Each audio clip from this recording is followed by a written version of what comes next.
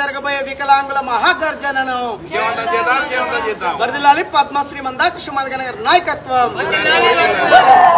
వర్ధిల్లాలి పద్మశ్రీ మందాకృష్ణ మాదిగ గారి నాయకత్వం.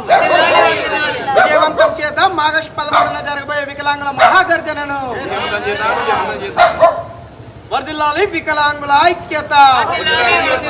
జై వికలాంగ్, జై వికలాంగ్. సమాజంలో సమస్యలు తెలిసిన వ్యక్తిగా, సమాజంలో ఇబ్బందులకు గురవుతున్నటువంటి పేద వర్గాల పక్షాన మన బాధలు విన్న నాయకుడిగా మందాకృష్ణ మాదిగ గారు తీసుకున్నటువంటి పోరాటమే మరి 2013లో 200 ఉన్న పెన్షన్ 1000 రూపాయలకు తర్వాత 2000కు పెరిగింది.